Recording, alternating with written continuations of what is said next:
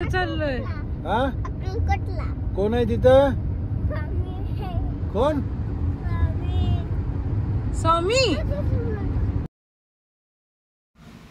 Hello guys, welcome and welcome back to my new video.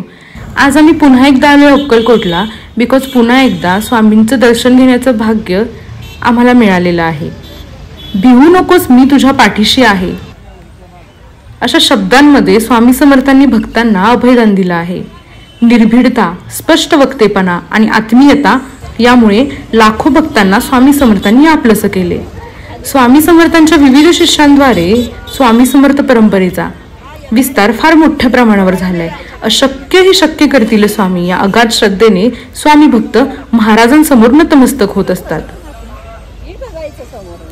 Datta संप्रदायात Shripad Shri Vallabh व नृसिंह सरस्वती हे दत्तात्रेयांचे पहिले व दुसरे अवतार समजले जातात. म्हणजे श्री स्वामी समर्थ हे नृसिंह सरस्वतीच आहेत.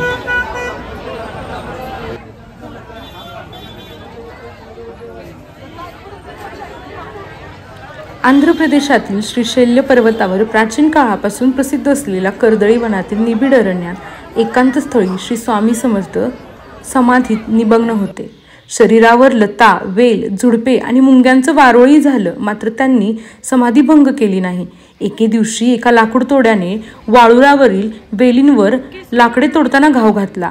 तो घाव वारूळ फोडून श्री स्वामी समर्थांच्या मांडीवर बसला. त्या पाठोपाठ मांडीतून रक्ताची चिळकांडी उडाली. लाकूड तोड्या भयभीत झाला. इतक्यात त्यांची समाधीभंग पावली. स्वामींनी लाकूड तोड्यास अभयदान दिले. श्री स्वामी समर्थ विश्वकल्याणासाठी बाहेर पडले. हेच चौथे दत्तावतारी सद्गुरू श्री स्वामी समर्थ.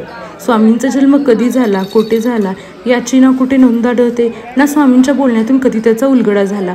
म्हणूनच स्वामींचा प्रकट दिन साजरा केला जातो. हाच दत्तगुरूंचा एक अवतार अक्कलकोट या गावी श्री स्वामी समर्थ या नावाने जगाला ठाऊक झाला.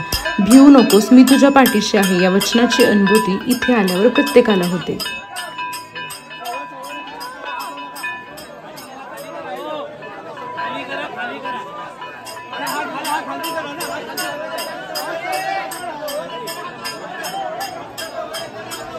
स्वामींच्या अनेक लीला आहेत आणि त्यातून आपल्याला खूप काही शिकायला मिळतं. स्वामींनी आपल्या अनुभवातून प्रत्येकाला खूप शिकवणी दिल्या आहेत. ही अशीच एक घटना आज मी आपल्याला सांगत आहे. श्री स्वामी समर्थ चोळप्पांच्या मुलाबरोबर गोट्या खेळत होते. स्वामी म्हणतात, जिंकायचं असेल तर नेम अचूक पाहिजे, लक्ष केंद्रित करावं लागतं. खेळ म्हटलं तर गोंगाट तर होणारच. चोळप्पाची सासू पारायण करीत होती. तिला त्रास होत होता. चोळप्पाची पत्नी स्वामींना थोड्या चिडक्या स्वरात म्हणाली, निदान थोड्या काळापर्यंत तरी शांतता राखा. तेव्हा स्वामी म्हणाले, पारायण करताना खेळाचा आवाज ऐकू तरी कसा येतो? कोणतीही गोष्ट करताना एकाग्रता हवी. देवाचं नाव घेताना तरी ती उच्च पातळीची हवी. दुसरं म्हणजे एका मुलाला भूक लागली म्हणून स्वामी आतून नैवेद्याचं अन्न आणून घास भरवतात.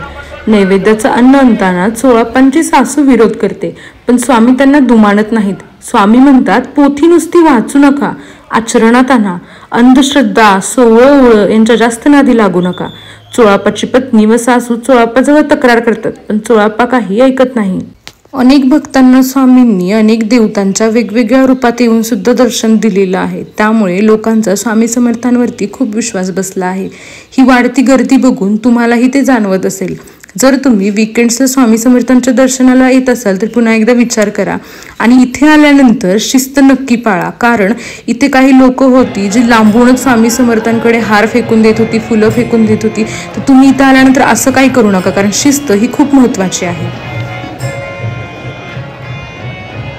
दुसरी एक गोष्ट म्हणजे मेन मंदिर गाभाऱ्यात, म्हणजे जिथे स्वामींची मूर्ती आहे तिथे व्हिडिओ शूटिंग किंवा रेकॉर्डिंग, फोटोज वगैरे क्लिक करत बसू नका. आपण दर्शनासाठी आलो तर दर्शनच करा. याची सुरुवात मी माझ्यापासून स्वतः केली आहे, कारण मी मंदिरात काहीच रेकॉर्डिंग केलेलं नाही आहे. आणि स्वामी समर्थांचा आशीर्वाद आपल्या सगळ्यांवरती असाच राहोत. व्हिडिओ कसा वाटला कॉमेंटमध्ये मला नक्की सांगा. त्यामधून मला माझी प्रोग्रेस समजेल की मला आणखी काय बदल करायचा आहे. आणि भेटूयात नेक्स्ट व्हिडिओमध्ये. बघूयात की पुन्हा कधी अक्कलकोटला जायला भेटते. धन्यवाद. बाय.